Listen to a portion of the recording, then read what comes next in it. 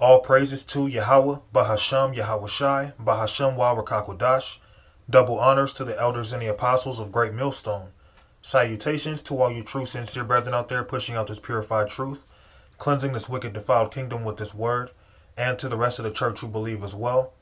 The water to Yahweh Shai, because without him going to that cross, none of this would even be possible whatsoever, okay? So let's start this off in the book of Micah, chapter 2 and verse 10. And it reads, Arise ye and depart, for this is not your rest, because it is polluted. It shall destroy you, even with a sore destruction. So, being in this society, it's destroying us. GMO foods, destroying us.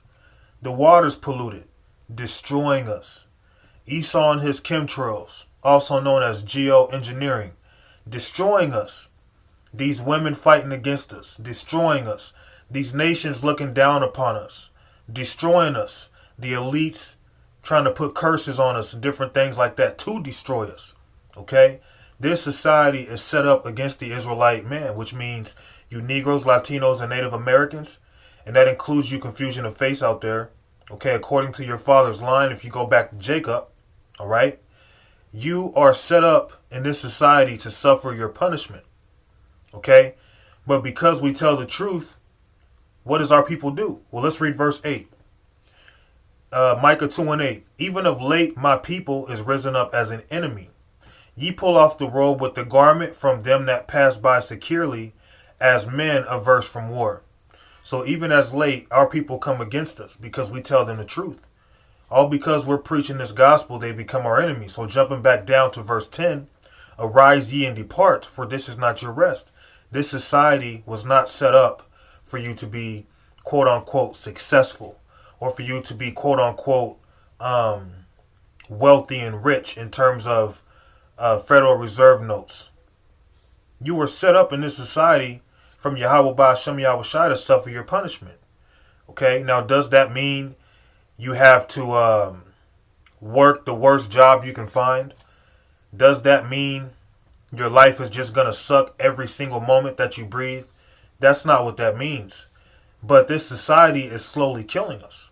And the fact that our people have been ripped away from our heritage, and the fact that our people are calling themselves all sorts of bywords. Oh, I'm an African American. Oh, I'm Mexican. I'm Puerto Rican. Oh, I'm Cuban. Okay. Oh, I'm a Native American. I don't know if I said that or not, but the list goes on. All of these words that we call ourselves, well, Yahweh Ba'Shem Yahweh Shai is not looking for African Americans or Native Americans. He's looking for Hebrew Israelites. He's looking for us to turn back to our heritage because we're living in them times. And if we were to stay here too much longer, we would all be destroyed. And that includes the elect. So the Lord is increasing these prophecies because he's trying to get us out of here. But let me read this again and I'll jump forward.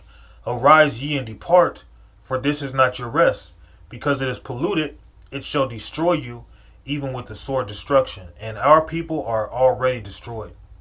Just look at how our people carry themselves. Look at the curses that follow behind our people. And it's really embarrassing for these heathens to see us in this condition. It's embarrassing. Okay, we should be ashamed of ourselves because we sinned. We did this to ourselves. And not one of us are innocent for the sufferings and things that we have to face. Now, although Esau furthered the affliction by taking what the Lord wanted them to do, which is, oppress us, but they took it to a whole nother level. And the Lord's seen all that. So we've been totally destroyed through and through. Okay, 110%.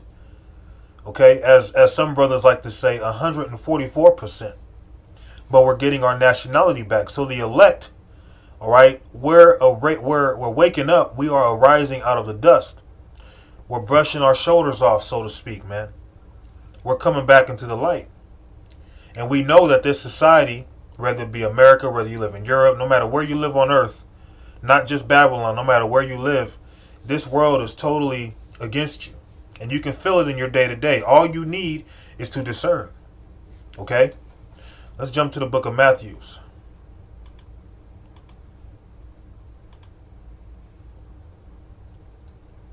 This is Matthew 24 and verse 22. And except those days, which are the days we're living in now, should be shortened, there should no flesh be saved. But for the elect's sake, those days shall be shortened. So because of the elect, Yahweh Ba'ashem Yahweh Shai is not going to let Esau just totally kill every single person off. Because of the elect, Yahweh Ba'ashem Yahweh Shai is not going to keep allowing us to eat GMO foods, to drink polluted water, to have defiled women, to have hard-headed children, to have your brother looking at you with the evil eye. He's not going to keep on letting this happen. Why? Because he set aside his elect apart from the rest of the nation, because he favors his elect. He loves his elect. Although the elect have sinned and have went off just like everyone else, the Lord has given them the spirit to eventually turn back unto him and to remember themselves here in these last days. Okay? So being an Israelite, you have to carry yourself a certain way, seeing that the Lord is soon to get us up out of here. The end has already been declared. All right? And according to prophecies, we know that we're coming to the end. The end was talked about years ago, man. This didn't just start happening in 2007 when our teachers got on YouTube. Okay, the end was discussed years ago. Okay, let's go to Isaiah 46 and 10. Declaring the end from the beginning and from ancient times the things that are not yet done, saying, my counsel shall stand and I will do all my pleasure. So everything that the Lord said he was going to do, he's going to do it. He told you how men should be lovers of themselves. He told you that there would be race wars. He told you that Esau would be exposed and you would realize who the devil was. He told you that the mark of the beast would be implemented, and you're seeing that already. You're starting to see the mark of the beast being talked about more and more and more and more. You're seeing how polluted and defiled this world is. All of this was already talked about from the very beginning. So we know we're in the end, according to Bible prophecy. All you have to do is measure the time. So let's go back to Matthew 24. Okay?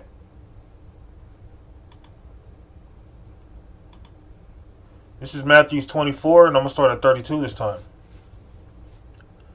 Now learn a parable of the fig tree. When his branch is yet tender, and putteth forth leaves, ye know that summer is nigh.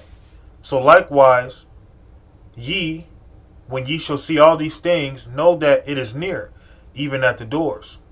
So you're seeing all these prophecies happening, man. I mean, every time you turn on the news, if you watch the news, which if you don't, you should start, it's no good news for Esau. You're not hearing anything good for Esau. It's always bad news for Esau. But for us, it's good news. That's the gospel. The gospel is this kingdom is passing away. And we're the next up in rulership. Not the so-called Chinese. Moab is thinking they're the next up to line for rulership. Okay? They're all lined up, ready to go. But that's blasphemy, because according to the scriptures, we are the next ones to rule. And once we rule, we're going to rule for an eternity. So 200 trillion years from now, we're still going to be ruling. We're still going to be in our youth. Okay? We're not going to get aged. We're not going to be sick. We're not going to sin. We're not going to be pushing false philosophies. We're not going to be getting with women who have had men before us. All right? Everything is going to be back in its rightful order. And we know we're coming into those times, because just like when summer comes around, or when spring comes around, or fall, there's signs and clues that tell you what season it is. Although the weather's all jacked up now because of the things that Esau's doing, nevertheless, you get the point. So you have to know the times that we're in. You can't be, what's the word? You can't be distracted, so to speak, by all these things going on in the world. You should be diligent and focused on the truth at hand. 2 Ezra 9:1, he answered me then and said, measure thou the time diligently in itself, and when thou seest part of the signs pass, which I have told thee before, Then shalt thou understand that it is the very same time wherein the highest will begin to visit the world which he made. And that's what you're seeing right now. We're using our spiritual measuring stick. If the scriptures talked about the race wars, well, we measure it and we'll see if racism is increasing. We heard the scriptures talk about how we would wake up and come back to our nationality. Well, we would measure it, see if we find it. Boom, we found it. So different signs are showing you the times that we're in. So we're using our spiritual measuring stick to see what time we are in. And according to the spiritual measuring stick, we are in the final chapter of the final chapter. Okay? There's very few prophecies left to happen. Let's read verse 3. Therefore, when there shall be seen earthquakes, which is happening, and uproars of the people in the world, which is happening, then shalt thou well understand that the Most High spake of those things from the days that were before thee, even from the beginning. So backing up what I read in Isaiah 46 and 10, the Lord declared the end from the very beginning. All right? So you have to be aware. You can't be asleep. You can't be too distracted with the things going on in this world that you can't tell that we're in the end. Okay? Let's go to the book of, where do I want to start? I want to say it's 2nd Ezra 4. Let's check it out. 2nd Ezra 4 and 37. By measure hath he measured the times, and by number hath he numbered the times, and he doth not move nor stir them until the said measure be filled. So everything is happening exactly how it's supposed to happen. Yahweh Ba'ashem Yahweh Shai is doing everything that he said he was going to do.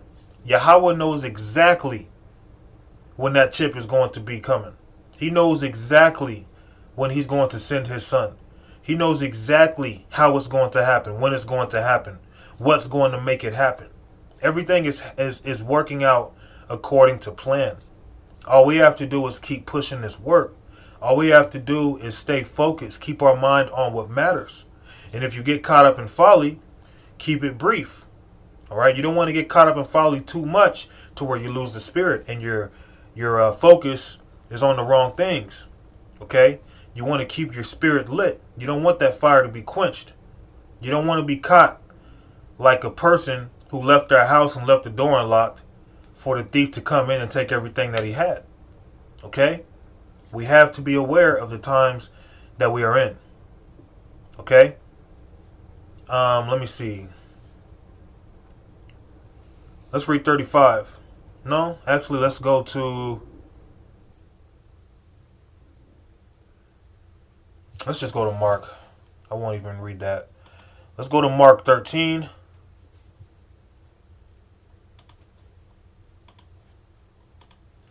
Mark 13 and 32.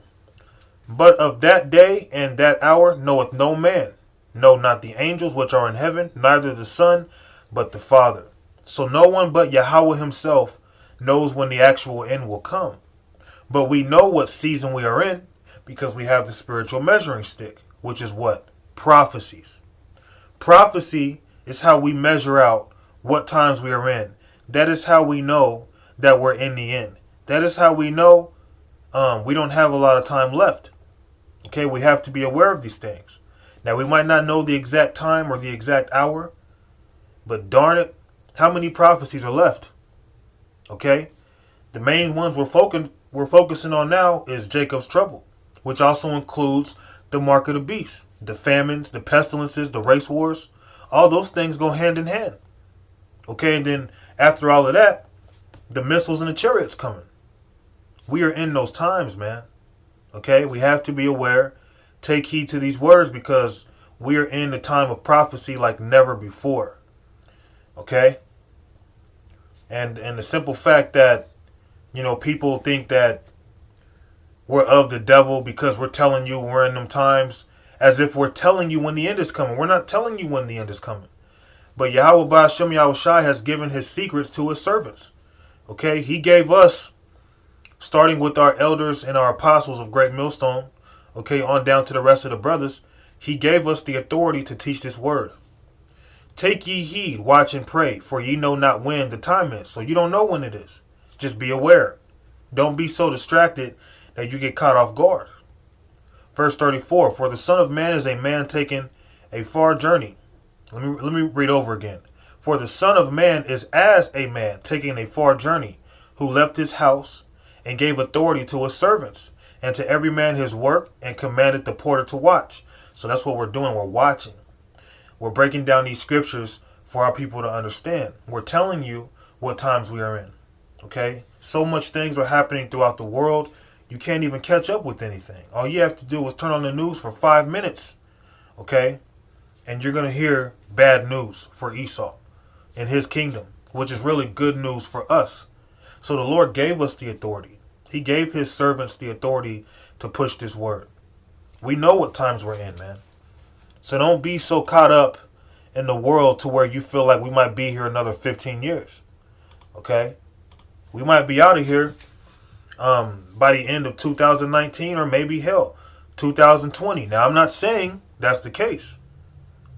But we know that we're in them times, okay? Romans 13 and 11. And that knowing the time, that now it is high time, which means it's surely time to wake out of sleep.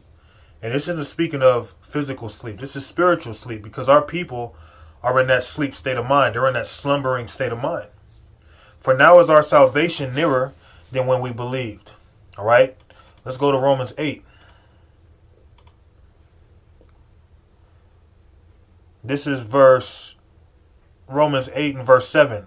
Because the carnal mind is enmity against the power, for it is not subject to the law of the power, neither indeed can be. So that's why many, they don't see the times that we're in.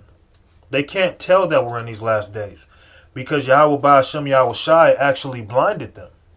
Okay, that's why it says in verse 6, for to be carnally minded is death, but to be spiritually minded is life and peace. And part of being spiritually minded is to measure out the times that we are in through the spirit and power of Yahweh Ba'ashem Yahweh Shai. But the reason why many can't get it, Romans 11 and 8, because remember I read to you how in Romans 13 and 11, how the end is sooner than when we believe, and how it is certainly time to wake up out of sleep. But 2/3 are going to stay asleep. They're not going to wake up. So this is for the elect. Romans 11, and I guess I'll start at 7 first. What then? Israel hath not obtained that which he seeketh for, speaking of the 2/3. But the election hath obtained it, and the rest were blinded. According as it is written, the power hath given them the spirit of slumber, eyes that they should not see, and ears that they should not hear unto this day. That's why it's time to wake up. If you're of the elect, it's time to wake up. It's time to pack up your bag spiritually, and it's time to flee this place spiritually. Because Yahweh Ba'ashem Yahweh Shai is about to flip this place upside down, man. Okay? So Lord willing, this lesson was simple and it was edifying. Kahala Yahweh Ba'ashem Yahweh Shai. Shalom.